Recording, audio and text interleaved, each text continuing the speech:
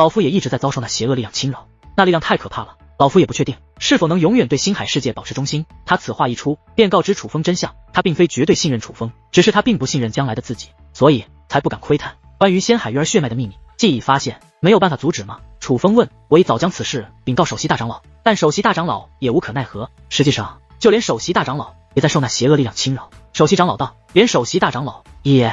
听闻此话，楚风才意识到事态的情况似乎已经到了非常糟糕的地步。毕竟首席大长老乃是此地最强之人，也是真正的掌控者，若是连他也，那星海世界便等于彻底沦陷了。首席大长老，你倒是不用担心，以他的本事，那邪恶力量不可能影响他。首席长老看出了楚风的担心，于是对其解释道，本来老夫也是有着自信可以保持本心，可在前些时日，这邪恶力量突然变得更强了，强到老夫对自己都没了信心。首席长老道，一定会有办法的。楚风说道。首席长老忽然笑了，笑容有无奈，但却也有欣慰。我星海世界的处境已是到了岌岌可危的地步，而现在我星海世界能否翻盘的希望就都在仙海鱼儿与借天的身上了。虽说不能再为仙海鱼儿做事，可你终究还是星海世界的人，哪怕为借天做事，你也要全力以赴。首席长老道，我会的。楚风点头。不过借天这个人做事的确过于狠辣，你此行为他效力，务必要多加小心，切记不可忤逆他的意思。首席长老又提醒道。长老放心，我会处理好。楚风再度说道。旋即，首席长老便将楚风带了出去。见楚风出来，借天也是立刻打量起楚风，那个眼神是他出现在此地以来打量人最认真的一次。一番打量后，才问道：仙海鱼儿的结界铠甲是你改造的，是我们所有人的功劳。楚风说道。可听闻此话，那借天却轻哼一声，他没有笑，但这声轻哼却也尽显轻蔑。不过不是对楚风，是对除了楚风之外的其他人。我观察过，那结界铠甲尽管多人出手，可真正的掌控者只有一个，而你的掌控风格与他们全然不同，是之前从未出现过的。可也正是你的掌控，才让仙海鱼儿的结界铠甲有了那么大的提升。借天这番话一出，让楚风以及首席长老皆是神色变化。本来他们还以为是有人泄露了关于楚风的事情，借天这才找上门来，现在看来更像是借天自己发现的。你是通过结界铠甲的改变推断出这里来了一个新的打造师。还不待楚风开口，首席长老便问道，因为若真是如此，那可是非常利奥得的事情，不然呢？借天反问。只是这简单的3个字便确定了楚风与首席长老的猜测，确定了这借天的惊人的观察与推断。你的才能于这里无法真正发挥，跟着我才能真正展现你的天赋。借天此话说完，便立刻转身御空而行，那位瘦老头也紧随其后。同时楚风也是被瘦老头的力量一同带着离开了此地。楚风根本没有选择，而他们刚走，首席长老便将那满是怒意的目光投向总打造师。为何要多嘴？你知道你的多嘴害我们损失了怎样的人才吗？首席长老怒声问道。面对首席长老的质问，那总打造师也是非常害怕，但还是说道，首席长老大人，属下也只是如实交代，总不能隐瞒吧？这也不符合我们星海世界的规矩。首席长老被他气得咬牙切齿，可偏偏又无法发作。首先，这总打造师虽不如楚风，但也的确是个人才，否则不可能担此重任。若真的将他如何，那对仙海鱼儿的结界铠甲后续维护可能会受到影响。但最重要的是，其实他说的也在理，他只是如实相告罢了。若是隐瞒，反倒是不对的。而就在此时，2道身影则是飞掠而来。看到那2位，在场的所有人皆是眼前一亮，尤其是那些年龄小一些的男子，一个个的眼睛都直了。其中一位乃是之前将结界铠甲取走的首席女长老，而另外一位乃是一名身穿绿裙的少女。少女一头乌黑的秀发散于身后，随风而动，长长的睫毛随着眼睛的眨动也在微微颤动着，一双美眸非常的清澈，仿佛万千星辰藏在其中，一尘不染。高高的鼻梁，小巧的樱口更是引人遐想不断。少女的容颜简直美到了极致，尤其是那清纯而妩媚的气质，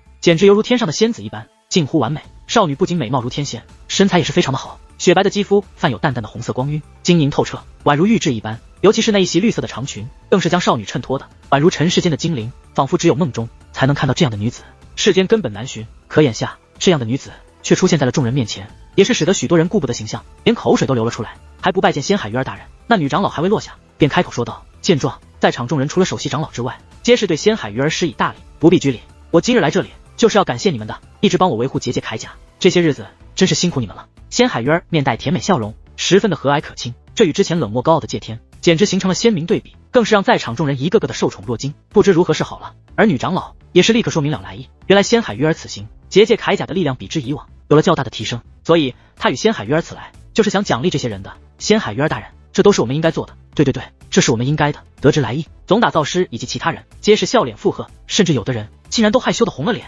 他们可真是高兴坏了。可就在此时，首席长老却是一盆冷水泼下。不必感谢他们，结界铠甲的提升与他们其实没有半毛关系，这是何意？女长老不解地看向首席长老。长老大人，您为何这样讲呢？仙海鱼儿的一双美眸之中也是充斥着好奇。而后首席长老也是讲述了缘由，让他们知道这结界铠甲之所以能有如此大的提升，全是因为一个叫做521的阵法人。得知经过，小鱼儿没说话，而是美眸眨动，若有所思。可女长老却是勃然大怒，首席大长老，他是什么意思？居然在搞区别对待？本是归鱼儿的打造师，那界天说抢走就抢走的吗？难道就因为我们鱼儿不擅长结界之术吗？那还让我们鱼儿进入心念领地干嘛？让那界天一个人进去不就行了？他的声音很大，莫说此地之人，就连远处之人都能听到，这可把众人吓坏了。首席大长老什么身份？在星海世界内可是不容亵渎的存在。可女长老却仍不解气，不行，我去将那个叫521的抢回来。女长老可不是装腔作势，她是真的要去追界天他们。见此情形，就连首席长老都慌了，赶忙将其拉住。算了，怎么能算了？你根本就不知道现在的形势。女长老大声道。什么形势？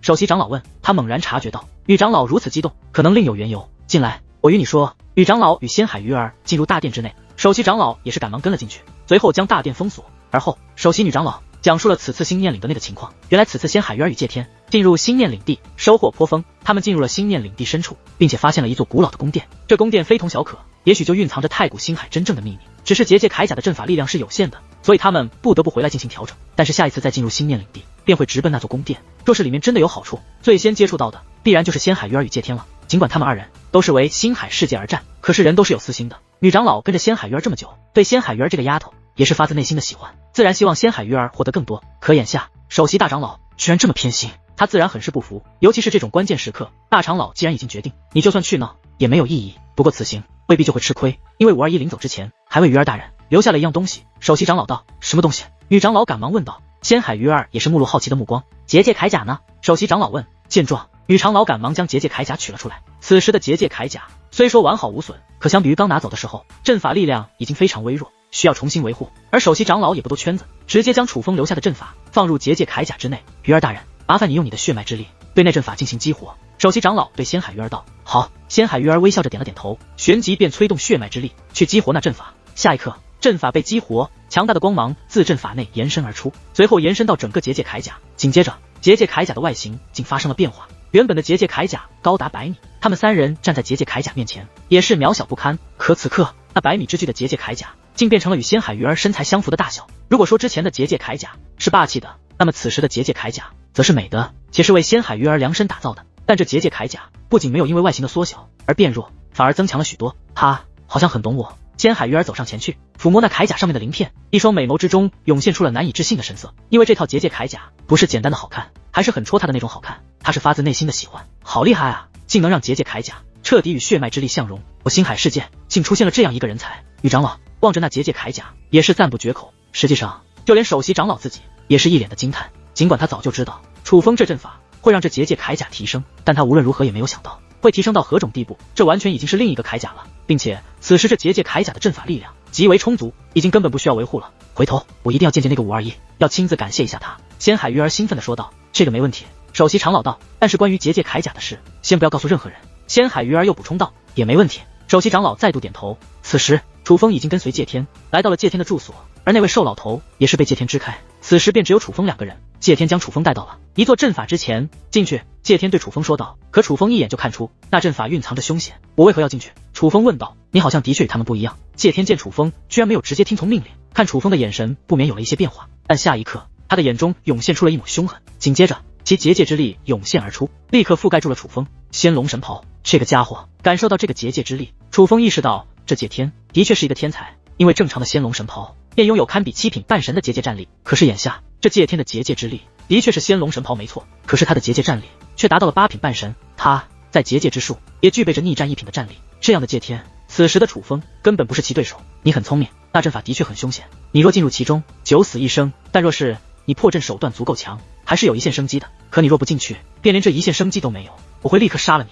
界天对楚风说道。看来传闻是真的，你真的不将我们的命当命？楚风说道。你们不过区阵法人，哪有什么命？况且就算是真正的人，我也不在乎。界天此话说完，眼中杀意变得更浓。见此情形，楚风知道没有选择，而是转身踏入了那座阵法之中。刚刚踏入阵法，阵法内的杀机便将楚风笼罩。楚风不敢怠慢，立刻施展结界之力，开始布阵。生路只有一条，那就是破开此阵。若是阵法掌控力弱的人，恐怕踏入其中便会立刻死去，甚至怎么死的都不知道。但是楚风毕竟不是寻常人，他早就观察过了这阵法，进入其中之前就已经想到了对策。可哪怕如此，楚风也是耗费了足足3个时辰的时间，才总算将这阵法破解。将阵法破解之后，楚风已是近乎虚脱，直接瘫坐在了地上，大口大口的喘着粗气。不错，看来我终于找到了一个有用的了，来，将这个服下。谢天说话间，将一颗丹药递了过来。只是看到那颗丹药，楚风顿时心中一紧，那是一颗毒药。你这是？望着那颗丹药，楚风故作不解，服下吧，能缓解你的疲惫。谢天说道。多谢。楚风尽管看出那是一颗毒丹，但听到谢天这样说了之后，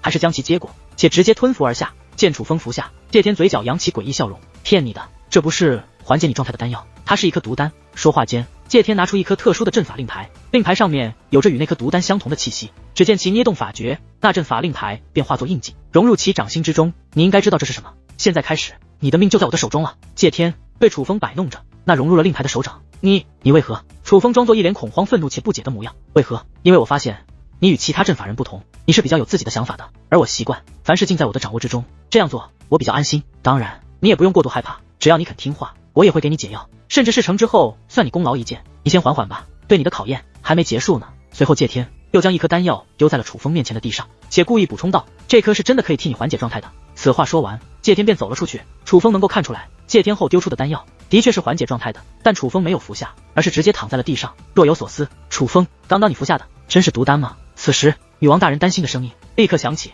是毒丹，是由阵法之力打造而成的毒丹，所以是针对此地阵法人的。而我虽然现在看起来与阵法人一模一样，可实际上我只是被覆盖住了一重结界之力，并非真正的阵法人，因此那毒丹对我来说无效，所以蛋蛋不用担心我。楚风说道。真的无效？女王大人仍不放心。真的，我早就看出那是毒丹了，之所以还是会服下，就是因为我知道那丹药对我无效。楚风说道。那他丢在地上那颗也是毒丹吗？女王大人问。那颗不是毒丹，是真的可以疗伤的，但同样是针对阵法人的，对我同样无效。楚风说道。难怪你不吃。女王大人松了一口气。我不吃倒不是因为对我无效，而是故意的。我既然要演戏，就要演得逼真一点。我现在的身份是阵法人，刚服用一颗毒丹之后，又来了第二颗丹药，我想正常人都不敢再服用了。楚风说道。所以你刚刚破阵也是故意的？女王大人问。我的女王大人看出来了。楚风问。废话，难道还能瞒过本女王吗？那阵法虽然厉害，但你的本事本女王是清楚的，那阵法根本不至于把你逼到精疲力竭。女王大人道。嘿嘿，果然瞒不过我的女王大人，的确是故意的。我感觉谢天这个家伙应该是需要我帮什么忙，所以才叫我过来，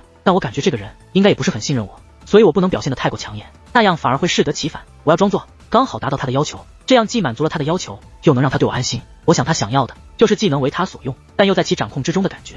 楚风说道。不愧是你小子，这谢天牛逼哄哄的，结果被你小子耍得团团转啊。女王大人不免有些得意，这谢天不简单，他的实力已是浩瀚修武界小辈之中的最顶尖水准，且此人行事狠辣，在他面前做事自然还是要小心一点为妙。楚风叹道。只是疗伤的丹药也就罢了，那颗毒丹并不是谢天做的，而是此地之人做的，并且存在有些念头了，所以我不解为何在星海世界内会有人给谢天这种毒丹来祸害人呢？楚风在认真琢磨，他觉得事情很蹊跷，尽管目前来说楚风是用了一些手段，但对于这个谢天，楚风是不敢轻视的。楚风总感觉事情的复杂程度可能不只是谢天一个人的问题。过来大概1个时辰，那谢天回来了，他看着地上那颗楚风没有敢服下的丹药，没有说什么，但却轻蔑一笑。他在笑楚风的胆小，可这仿佛也正合他心意，所以他的笑容不仅轻蔑，还有一点得意，就仿佛楚风是一匹猛兽，但现在已经被他驯服了一般。随我来吧。谢天说话间，便带着楚风向外走去。很快，他带着楚风来到了他平日里休息的宫殿。进入宫殿之后，进入了一座的宫，这地宫入口，楚风一眼就看出来是谢天自己开辟的。这个宫殿原本是不存在这个地宫的，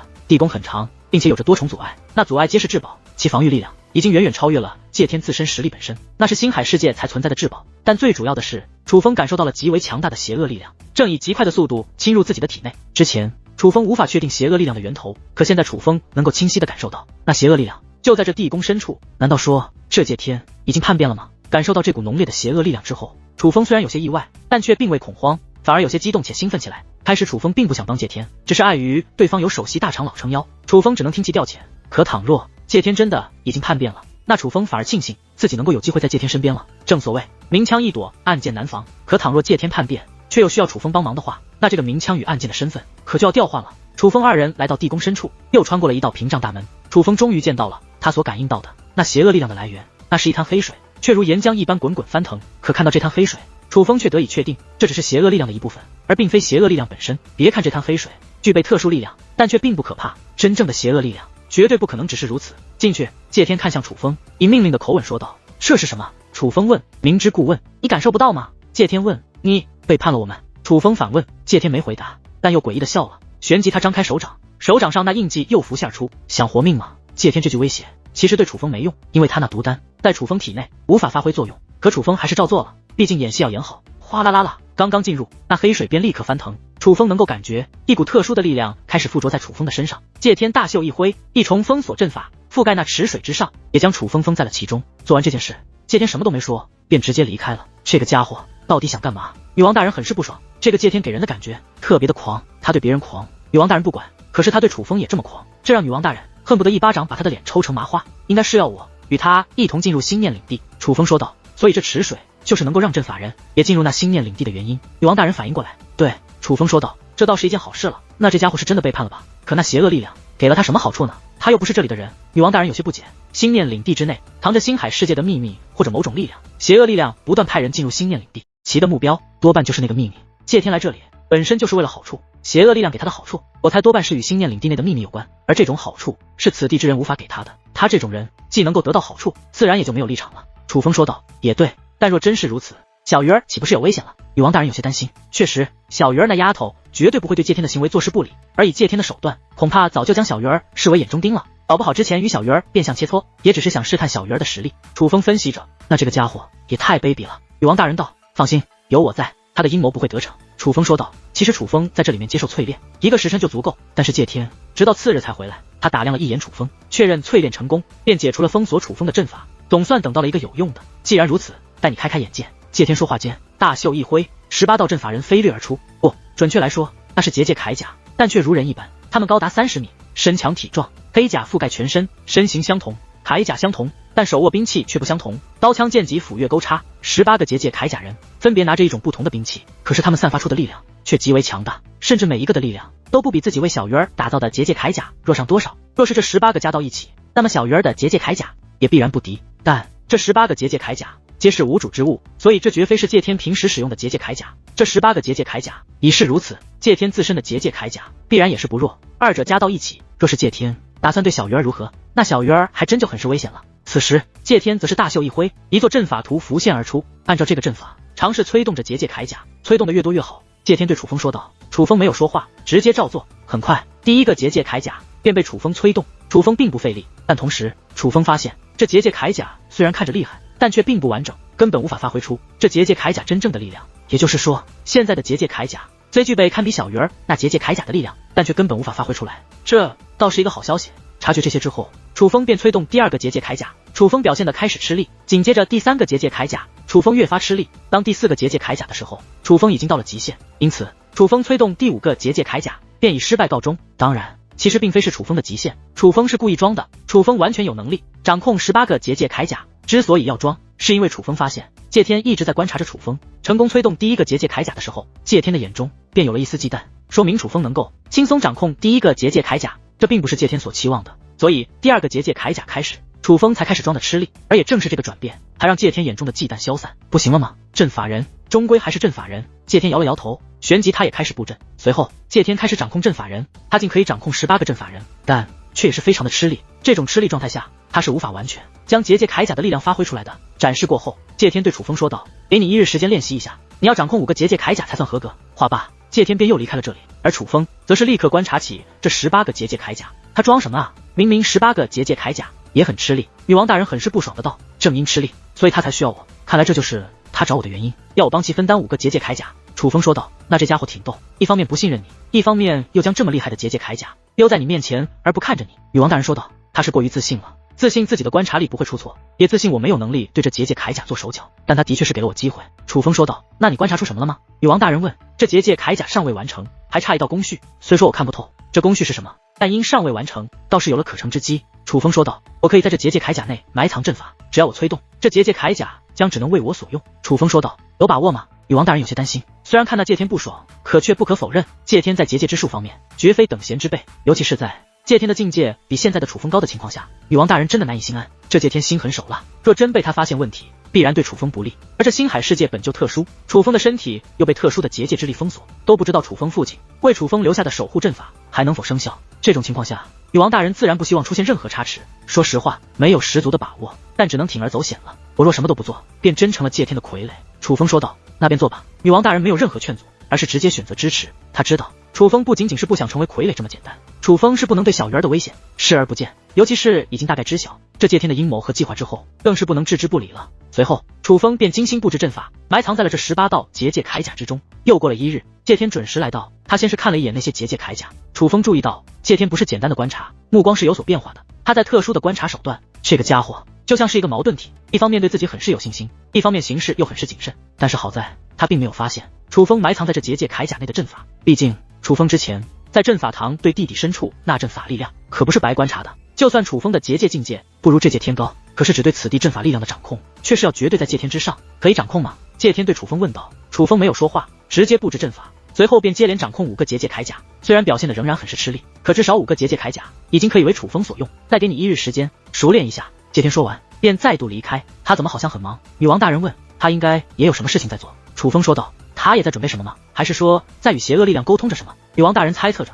肯定不是什么好事。楚风说道。楚风现在别说掌控5个结界铠甲，就算18个他也能掌控。他是故意装的吃力，就是想让界天放下戒心。但这接下来的时间，楚风也没有闲着，而是加强自己那埋藏在结界铠甲之内的阵法。终于又过了1日时间，界天再度准时来到。这一次界天的脸色变得有些苍白，尽管他极力掩饰，可楚风还是能够看出界天应该是动用了结界之力，并且消耗很大，不然不会这般。见到界天还不待其开口，楚风便直接催动结界阵法去掌控结界铠甲。这一次楚风虽仍表现得吃力，可比之昨日却已是有了极大的进步。很好，我倒是没有看走眼。看着楚风此时的表现，界天满意的点了点头。可忽然界天的目光变得凌厉起来，且那双凌厉的目光就锁定在楚风身上。不过我突然想起一个事，你好像从来没有叫过我大人，怎么？你是看不起我，觉得我不配被你称呼一声大人吗？界天对楚风问道。界天大人，您想多了。楚风赶忙开口叫界天大人。楚风乃是能屈能伸赘人，叫一声大人能如何？楚风叫过的大人多了去了。楚风虽有自尊心，但绝对不会在这种小事上面计较，毕竟大丈夫就是要能屈能伸，只要最终的结果是对自己有利的，过程没那么重要。当然这个过程的前提是不能违背楚风的意愿。见楚风这个态度，界天露出利奥得意的笑容。这个家伙他得意个屁！女王大人怒声骂道。不爱就让他得意一阵子，有他哭的时候。相比于女王大人，楚风则是丝毫不气，反而尽显胸有成竹。可就在此时，界天大袖一挥，一道阵法覆盖在了楚风身上，那是束缚阵法，束缚住了楚风的一切。楚风现在无法使用结界之力，也同样无法说话，甚至无法暗中传音。521，我这么做是因为我对你并不信任，不过我可以告诉你，只要乖乖听话，事成之后我绝对不会亏待你。但你若是敢违背我的意愿，就算你是阵法人，我也同样可以让你生不如死。所以怎么选，你应该清楚。界天此话说完，打开了一座结界空间，而那结界空间乃是开启状态。他的意思很明显，若是楚风愿意为他所用，便走进去。楚风没有丝毫犹豫，直接踏入结界空间之中。这个结界空间很小，且在这里面可以看到外面的一切，也可以听到外面的一切，所以楚风能够看到界天在将他收入结界空间之后，便又将那18道结界铠甲收了起来，随后便离开了这地宫。在宫殿外，那位瘦老头正在此等候，而启见到界天之后，竟上前施以一礼，且以敬畏的语气问候。大人。见此情形，楚风便知道这个瘦老头应该也是叛变了，并且他已经知道界天叛变这件事，如若不然不会对界天这个态度。别看这瘦老头贵为首席长老，对界天恭恭敬敬，可界天却看都没看他一眼，便直接动身。而那瘦老头不敢有丝毫怨言，只能乖乖跟在身后。一番赶路之后，一片结界屏障渐渐映入楚风眼帘。那结界屏障非常的美，与寻常的结界屏障不同，它就像是漫天的星辰，融入了那结界之中。而那结界屏障覆盖面积极广，可谓遮天蔽日，其力量也是极为强悍。那是什么？是心念领地吗？女王大人问。无法确定，但要我猜测，我也觉得那是心念领地，因为没有任何提示，且这一路上界天与瘦老头也没有交流，所以楚风与女王大人也都无法确定，只能自己猜测。而随着靠近，又有2道身影浮现在了楚风的视线之内，其中一个楚风见过，是那位首席女长老，之前就是他将楚风为小鱼儿打造的结界铠甲取走了。而另外一个，楚风看到他那一刻，连向来沉稳的他，心跳竟不受控制的开始加速。那是一个绿裙少女，看到她的第一眼，楚风就知道她是谁。而此时女王大人的声音也是随之响起。果然本女王没有走眼，当初便觉得这丫头长大之后必然是绝色小美女，但没想到竟美到了这种地步。这丫头长大之后还真是好看呢。他们都一眼就认出这个美到不染凡尘的绿裙少女，就是当初在东方海域无极血海所遇到的那个调皮的小鱼儿。好友相见自然激动，但激动也有程度之分。楚风见到小鱼儿的激动之情是少有的强烈，但相比于楚风，淡淡的反应则更激动。他已在界灵空间内又蹦又跳，那手舞足蹈的模样，这么多年这么多友人相逢，他还是第一次如此高兴，可见他是真的喜欢小鱼儿这丫头。只是相比于楚风与淡淡二人的激动，小鱼儿的表情却很冷漠，因为他根本看不到楚风二人，他只能看到界天，而从那冷漠的眼神可以看出，小鱼儿很不喜欢界天。老东西，你什么意思？那521本是为鱼儿打造结界铠甲的，你凭什么把人挖走了？女长老见界天与瘦老头出现，更是指着瘦老头直接破口大骂。见状，瘦老头也是立刻解释，界天则是没有回应，但女长老却不依不饶。此等情况下，瘦老头的态度也是从客气变得恶劣。很快，二人便争吵起来。而此时，楚风也是得知大概情况，原来在他走后，小鱼儿便与女长老便去感谢打造师们了。后面也得知，原来那都是楚风的功劳，只是他们赶到的时候，楚风已被借天带走，所以女长老才会有如此怨念。但相比于女长老，小鱼儿似乎没有争辩的意思。但女长老与瘦老头争吵得越发激烈的时候，小鱼儿忽然开口：“我们进去吧。”他很平静，但说这句话的时候，并没有看向借天，且此话说完，便向那结界屏障走去。见状，女长老与瘦老头也不再争吵。既然小鱼儿都不说什么，女长老争吵也没有意义。其实他也清楚，既然有首席大长老给借天撑腰，他也改变不了什么。说这些也只是想出口气罢了，但也仅此而已。借天大袖一挥，一个结界铠甲浮现而出。楚风终于见到了借天的结界铠甲，不是很高，只有10米，但很精致，是按照借天字身体型打造，唯一的区别是增大了而已。果然，楚风看出这2个字，是因为身为戒灵师，他只看一眼就能看出借天的结界铠甲的确很强，甚至是不弱于自己帮小鱼儿提升过的结界铠甲的，所以也就难怪之前小鱼儿与借天比试会输了，因为小鱼儿之前的结界铠甲与借天这个相比，实在是差了太多。就在此时，小鱼儿也是亮出了自己的结界铠甲，只是与借天不同，这结界铠甲直接附着在了小鱼儿的身上，那才是真正的合身，那是由楚风全新打造过，且融合了小鱼儿血脉特点的结界铠甲。看到小鱼儿的结界铠甲，莫说是借天，就连那位瘦老头也是目光大变。鱼儿大人怎么获得了新的结界铠甲？借天大人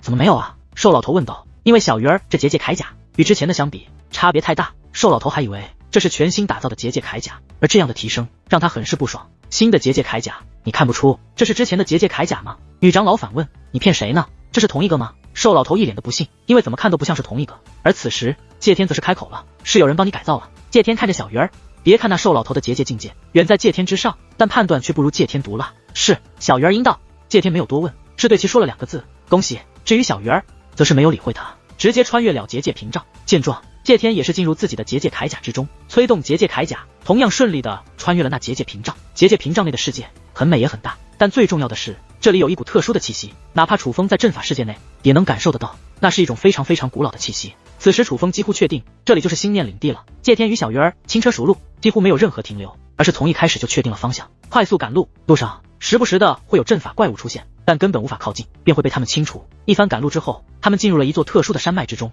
之所以说它特殊，是因为这里蕴藏限制力量，无法飞到山顶俯视而下，只能在山脉之内行走，且山脉非常之大，且宛如迷宫一般。二人的速度也兜转好久，但哪怕在这山脉之中兜转，他们也依旧路线明确，显然他们是来过这里的。终于又绕过一个通天的山峰之后，一座宏伟的宫殿浮现在了他们2人面前。这宫殿一半展露而出，而另一半则是镶嵌在了山脉之中。宫殿没有牌匾，殿门紧闭，但殿门之上却有着多道阵眼。借天与小鱼儿一路上都没有沟通，来到这里之后也依然没有沟通。他们落下之后，便直接催动结界铠甲的力量，开始依次将结界铠甲的力量融入那阵眼之内，是要将所有阵眼点亮，才能开始尝试解开这道大门吗？女王大人问。他可是楚风结界之术的引路人，可是事到如今，很多事情他也无法确定，还是要让楚风确定，毕竟他只是戒灵，关于结界之术很多知识更多的是以前听前辈们讲述的。可楚风不一样，楚风是一步一步成长起来的戒灵师，所以事到如今，楚风对于结界之术的了解已经远在女王大人之上了。是，但这个门可没那么容易破开，这里应该隐藏着非同一般的东西。楚风看到宫殿的那一刻起，就已经确定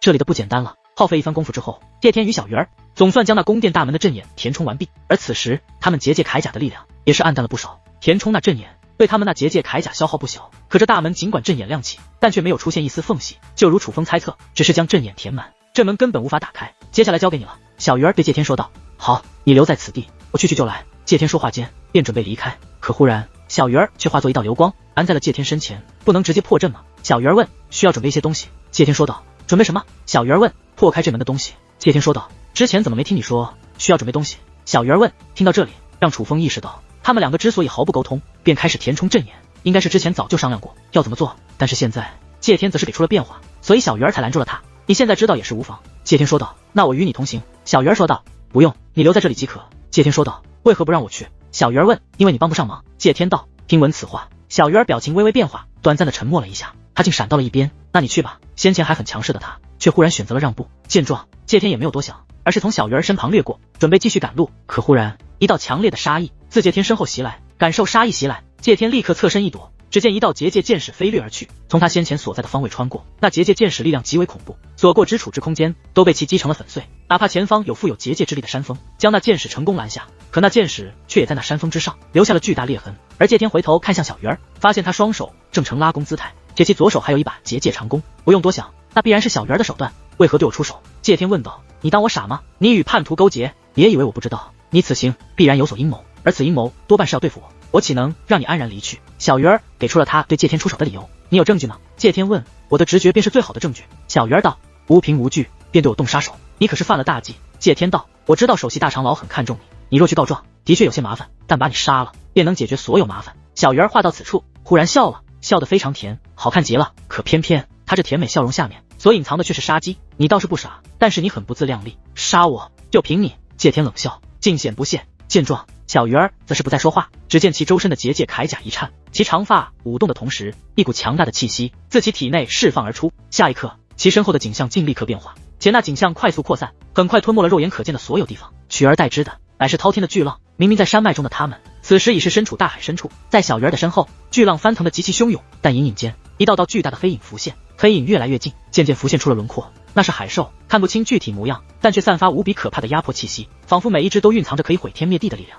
那是什么？看到这样的景象，女王大人都是惊讶的小嘴微张，美眸瞪圆，是异象，血脉之力所引起的异象。见到这一幕，楚风立刻意识到为何会有如此变化，那是小鱼儿的血脉之力所引起的异象。同时，通过这异象，楚风也能判断出小鱼儿的血脉之力达到了极为恐怖的地步，竟能通过血脉之力引发异象。这丫头竟这么恐怖吗？听到楚风的话后，就连女王大人也是非常的震惊。尽管早就知道小鱼儿很强，但却没有想到强到了这种地步。但相比于楚风与女王大人，面对如此恐怖的景象，介天表现的却非常的平静。通过结界铠甲，竟能释放出自己的血脉之力。你的结界铠甲有了质的进步，难怪你敢对我出手。但就只是如此吗？介天反问。哪怕面对小鱼儿展现出的力量，可他依旧表现得很是不屑，这让楚风心中一紧。从其说的话语可以看出，他胸有成竹，这不免让楚风为小鱼儿捏了一把冷汗。可下一刻，周围景象快速变化，紧接着磅礴的杀意不断自其身后传来，刺耳的轰鸣也不断炸响。是交手了吗？一切太快了，女王大人无法判断，而楚风则是用心观察着周围景象的变化。虽然强大的结界涟漪不断炸响，但却都是从身后炸响的，这让楚风有了一个判断，没有交手。介天好像在逃。楚风说道。在逃吗？靠，这家伙装的那么拽，搞了半天丢下了一句狠话就开始逃了吗？女王大人忍不住骂道。虽然嘴上骂着介天，但脸上却是藏不住的笑意，因为这验证了一件事，小鱼儿的确非常的强大到明明他们需要结界铠甲来展现实力，这是介天的优势，是小鱼儿的劣势。可哪怕如此，面对此时的小鱼儿，介天却只能逃，足以看出小鱼儿究竟强大到了何种地步。当然，血脉一经施展便能引发异象，这本身就已经是极为恐怖的事情，是楚风都做不到的事情，那是将血脉之力开发到极致之人才能做到的事情。也难怪介天立刻就逃，因为哪怕是他，恐怕也根本做不到这一点。只从这一点来说，此时的小鱼儿恐怕就已然凌驾于浩瀚修武界所有小辈天才之上了。哪怕介天正在施展全力逃脱，可眼前所见皆在那小鱼儿那血脉异象的笼罩之下，介天他根本就逃不掉。介天似乎也意识到了这一点，于是手腕一转，掌心出现了一道传送符。那传送符很特别，不仅很是古老，还与此地有着相同的气息。只见其捏动传送符，顿时周围空间一阵变化，下一刻周围的景象不再是被那血脉异象所笼罩，而是变成了正常的景象。但这里却已然看不到那片浩瀚无边的山脉了。介天逃脱成功了，凭借那特殊的传送符，他已经在瞬息之间逃到了远离小鱼儿所在的位置。可哪怕如此，介天依旧没有停留，而是快速飞掠。终于他来到了一片丛林之中，丛林深处有着一个岩洞，岩洞深处竟藏着结界门。这结界门很特殊，需要结界钥匙才能打开，但介天已经提前拿出结界钥匙，进入其中。这里面竟有着多位阵法人，并且这里还有着一座特别的大阵。看到大阵的那一刻，楚风就知道这大阵就是那18个结界铠甲的最后一道工序。拜见介天大人。见到介天，此地的阵法人便立刻对着介天施以一礼，而介天没有理会他们，而是继续深入。很快他又穿过了一道结界门，在这里仍有着3位阵法人，这是3个年迈的老头，身上的气息也皆是非常不凡。而其中一位楚风认得，正是那个跟随介天的首席长老，那个瘦老头。他竟也进来了，不过也正常，毕竟他也叛变了。叛变的人经过那邪恶力量的洗礼，是可以进入心念领地的。介天大人，您怎么受伤了？见到介天，那3个老头皆是神色大变。本来楚风根本不知道介天负伤了，因为他看不到介天的具体情况，是听到他们说才知道的。是仙海鱼儿，他已经发现我叛变了。介天说道。可是他怎么可能是介天大人的对手啊？3个老头皆是不解。他的结界铠甲被改动过了，可以释放出他的血脉之力。介天说道。他的血脉之力那么强吗？通过结界铠甲的释放，介天大人也是不敌。3个老头仍是感觉难以置信，毕竟修武者的血脉之力就算再强，也不可能通过结界之术战胜界灵师才对。更何况介天还是一位妖孽级别的天才界灵师，他的血脉之力能够引发异象。介天说道。通过血脉引发异象。听闻此话，3个老头脸色巨变，足以证明这件事有多么非同小可。当然，正常来说，他的血脉之力再厉害，也无法在此地施展。最重要的是，还是他那结界铠甲，那结界铠甲与他的血脉之力非常契合，甚至就是为他量身打造的。谢天话到此处，忽然大袖一挥，将楚风所在的阵法世界取出，随后猛然将阵法世界捏碎。楚风的身影也是浮现而出。521，仙海鱼儿的结界铠甲是你做的？谢天将那无比冰冷的目光投向楚风。当然不是，我怎么可能做得出那么厉害的结界铠甲？楚风立刻否认。这个时候若是承认这件事，搞不好谢天会直接杀了他。而对于的这个谎言，谢天不仅没有怀疑，反而说道：你自然不可能做出那么厉害的结界铠甲。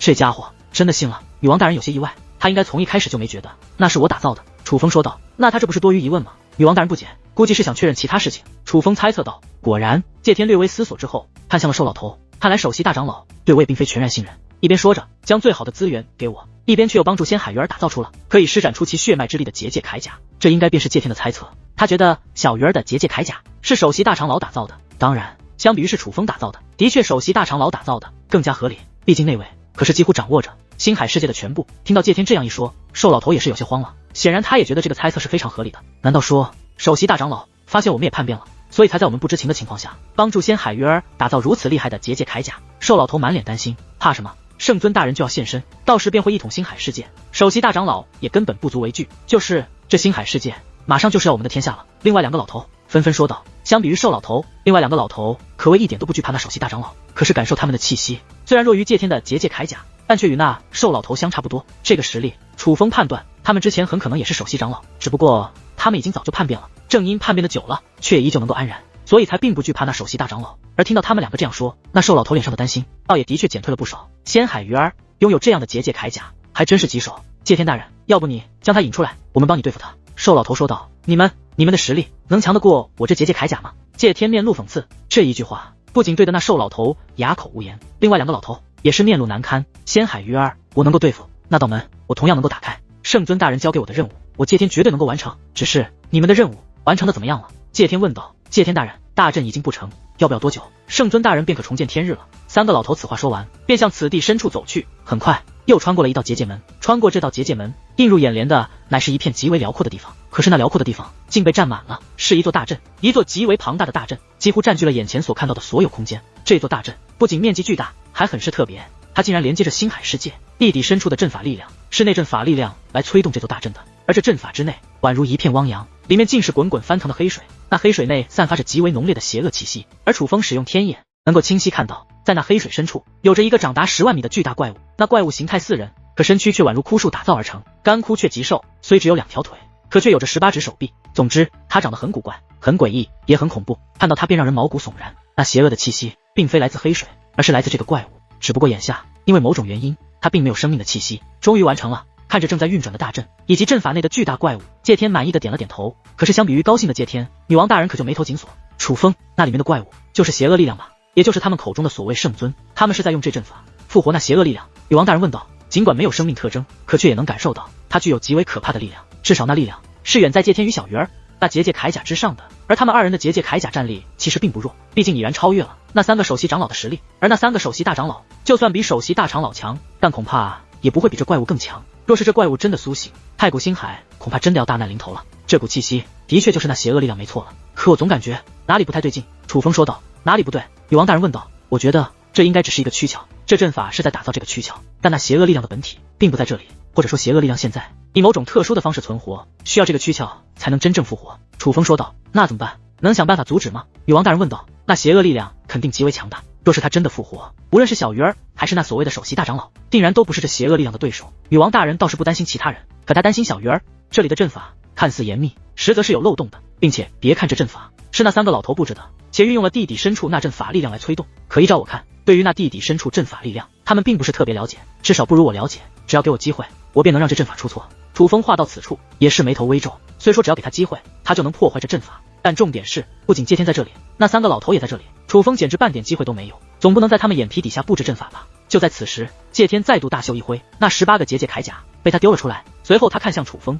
又指了指那正在打造邪恶力量躯壳的大阵，你催动5个结界铠甲，让他们进入阵法之内接受淬炼。楚风面露不解，不懂吗？那你就看看我是怎么做的。话罢，借天便催动13个结界铠甲，随后将那13个结界铠甲刚入了那座大阵之内。刚刚进入其中，那阵法力量在打造那邪恶力量躯壳的同时，也开始涌向那13个结界铠甲，那是在进行特殊的淬炼。这一刻楚风明白，虽然外面的阵法是打造这结界铠甲的最后一道工序。可是通过此地这座大阵进行淬炼，应该才是最关键的一步。而借天的催动，则是使得那结界铠甲能够更好的接受阵法的淬炼。只不过这件事，则是有着极大的耗费，哪怕对于借天而言，也是有着不小负担。这也就难怪借天需要楚风帮忙了，因为他催动结界铠甲于这大阵内进行淬炼的极限是13个，所以才要让楚风来淬炼另外5个。还发什么愣？还不快点！你是想死吗？见楚风还没有动身，借天恶狠狠地看向楚风，521，不要怕，那阵法的确会有不小的负担，但那阵法不会要了你的命，并且你只要完成任务，老夫会给予你丰厚的奖励。以你的天赋，日后首席长老必然有你一个位置。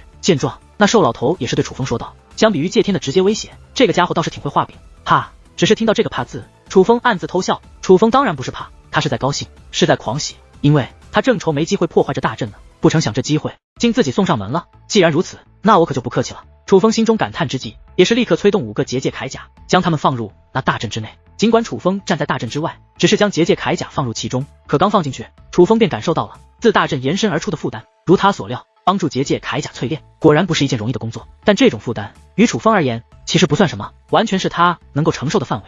可楚风还是表现出了痛苦之色。这521不错啊，不仅能够催动5个结界铠甲，居然能够承受得住阵法力量。那3个老头低声议论起来。哪怕楚风此时的痛苦是装的，可在他们来看，楚风依旧很是出色。但楚风不在乎这些，只要别让他们发现破绽就行了。楚风一心二用，一边帮助结界铠甲接受淬炼，一边通过结界铠甲这条链接，暗中在那大阵之内布置阵法。毕竟在场有这么多界灵师高手在，楚风就算再了解那的底深处的阵法力量，可若想不被发现，也必须做到极致的隐秘。为此，楚风的消耗也是极大的。所以，楚风从一开始装出来的痛苦，慢慢变得真的痛苦了起来。521，你可要挺住，只要你能够完成这个任务，未来的首席长老必然有你一个。眼看着楚风就要坚持不住，那3个老头开始不停地给楚风加油打气，但他们哪里知道楚风的意志力有多强大。虽说此时的虚弱模样并非是装的，但这个虚弱的样子可能是寻常人的极限，却远不是楚风的极限。终于，阵法布置完成，只要楚风催动，就可以破坏这座打造那邪恶之物躯壳的大阵，使得这躯壳无法顺利打造成功。但楚风却并没有立刻催动，因为楚风在等待着这18个结界铠甲淬炼完毕。这18个结界铠甲，楚风可是藏了隐藏阵法的，若是真的能够完成，并不会为借天所用，而是会为楚风所用。而实际上，楚风在暗中布置阵法的时候，也没有耽误淬炼结界铠甲，他完全可以在借天之前将这5个结界铠甲淬炼完成，但他故意放慢速度。虽然他只是催动了5个，但还是要比借天慢，这样不仅仅能够显得他比借天弱，最重要的是，楚风刚刚布置阵法的时候，竟还有意外收获。他在这大阵之中发现了一缕传送之力，那传送之力可以让他脱离此地。虽不知为何好端端的这大阵之中会出现传送之力，并且还如此隐秘，但他有一个极大的用处，让楚风保命。楚风现在根本不确定借天要他是真的需要楚风帮他作战，还是只要楚风帮他把这18个结界铠甲打造完成，他就不再需要楚风了。若真是后者，那楚风觉得自己可能会有生命危险，最好的办法就是逃离这里。楚风虽不知这缕隐藏于大阵中的传送之力会把他传送到哪里，但总比留在这里坐以待毙强。不过楚风也并没有贸然的去触发那传送之力，毕竟他还不确定借天对他的态度。如借天真的信任他，继续留着他，那其实留在借天身边，楚风能发挥的作用则是更大。就比如这座大阵，若不是楚风跟随借天而来，又怎么有机会破坏这座大阵？终于，借天的13个结界铠甲完成了，而楚风的也只差了一点。521，坚持住！见状，借天来到楚风身旁，竟也难得的鼓励起了楚风。之所以如此，是因为完成13个结界铠甲的淬炼之后，他也是非常的虚弱了，所以他更希望楚风自己完成这剩余5个结界铠甲的淬炼。至于楚风，其实根本无需他鼓励，楚风之所以在他之后完成这淬炼，完全是故意的罢了。而眼见着借天已经成功，楚风也不再演戏，而是很快也将那结界铠甲淬炼完成。但在将结界铠甲取出的一瞬间，楚风也是催动了暗中布置的阵法，对那大阵进行了破坏。于是此地剧烈摇晃，大阵更是变得沸腾。当一切平静下来之后，那大阵虽然还在运转，但力量却不再为那躯壳所用。这正是楚风耐阵法的效果，也是楚风能够做到的极限了。他不能完全破坏这大阵，只能让大阵与那躯壳的链接出现问题，而这样的破坏也更不容易被察觉。怎么回事？此时借天等人都察觉到了问题，借天更是怒声质问：怎么会这样？而3个老头已是开始检查那大阵，但却都发现不了那大阵的问题所在。能修复好吗？借天问。而是3个老头也早已认真观察阵法，只是一番观察之后，他们却也是眉头紧锁。他们根本看不出这问题出现在了哪里，只知道大阵的力量无法继续为那躯壳所用了，倒是能够修复，但是需要花费一定时间。瘦老头说道。多久时间？借天问道。这个不好说。瘦老头说道。不好说。听闻此话，借天意识到时间来不及了，于是不由怒骂道：没用的东西，这么点事都办不好。而被借天怒斥，那3个老头也是不敢反驳，毕竟他们的确是没有做好这件事。就在此时，借天则是做出一个惊人举动，他竟身穿自己那件结界铠甲，走入大阵之中。借天大人，那大阵不可入。眼见着借天进入，3个老头赶忙劝阻，因为那大阵蕴藏着狂暴的力量，而那狂暴的力量并非来源于大阵，而是来源于那躯壳。可是奇怪的事发生了，借天踏入其中，那躯壳的力量也的确开始袭击借天，但借天却不仅没有事情，反而开始吞噬躯壳的力量。借天大人他见此一幕，三个老头也是十分意外，这是一件很不合常理的事情，可这不合常理的事情却的确发生了。而楚风则是发现，那躯壳的力量在被借天的不断吞噬下，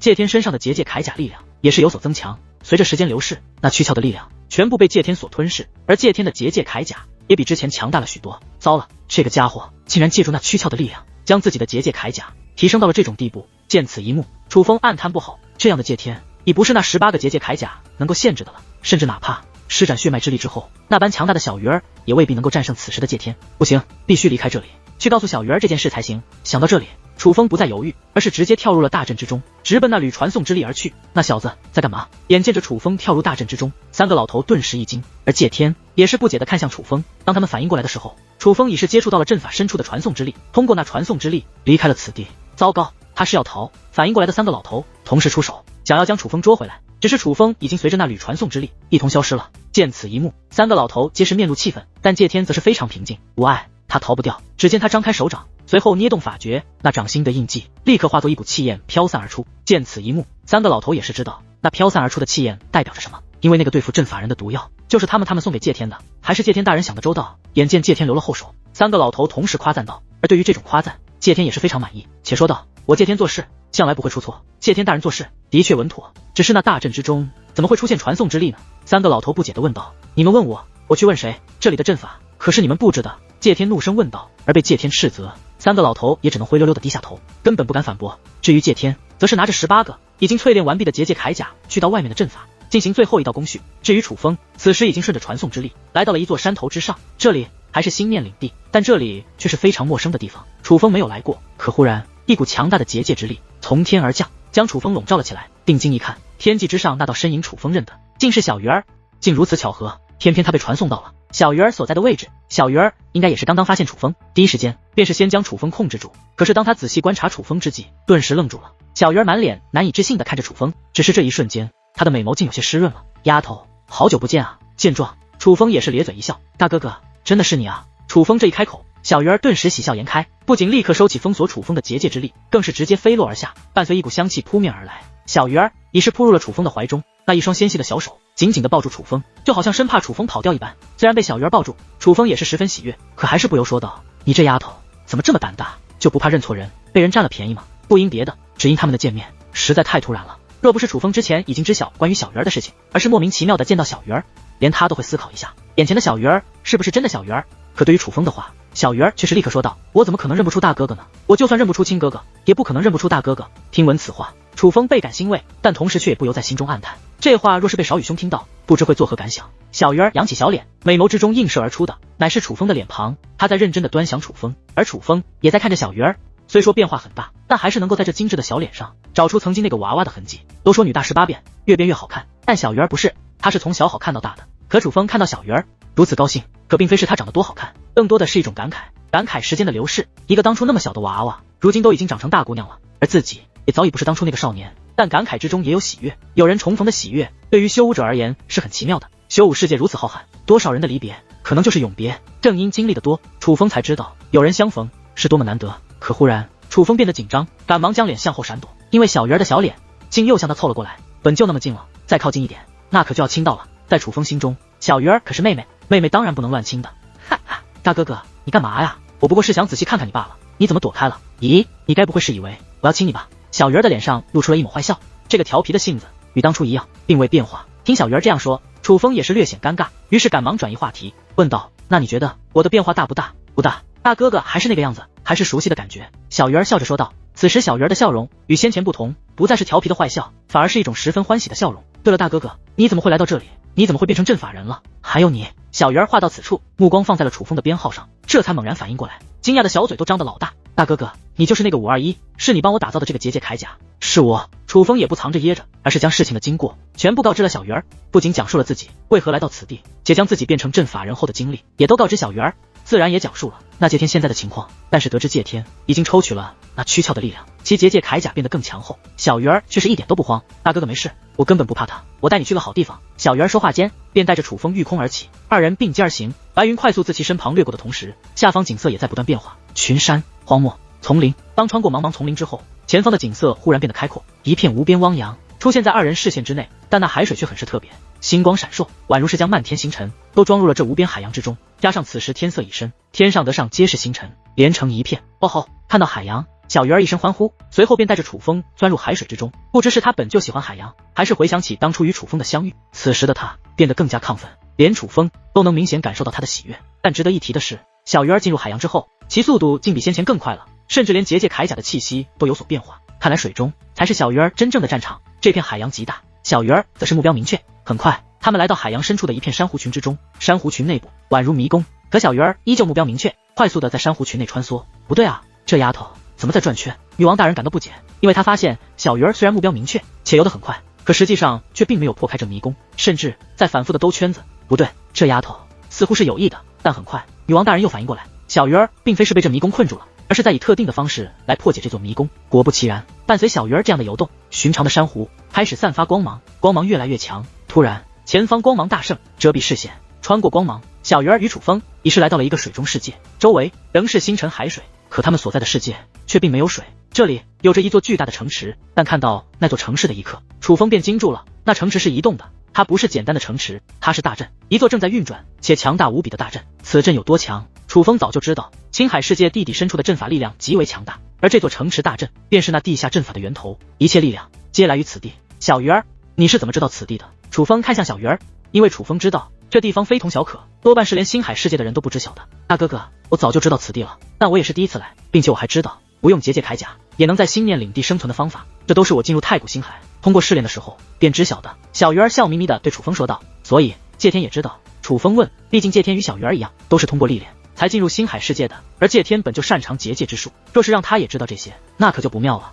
他不可能知道。提及此事，小鱼儿小脸一扬，尽显得意。而见此情形，楚风终于知道为何小鱼儿知道界天已经借助那躯壳变强，却也丝毫不惧了。这里能让你获得什么好处？楚风问。尽管这大阵厉害，可却也无法破解。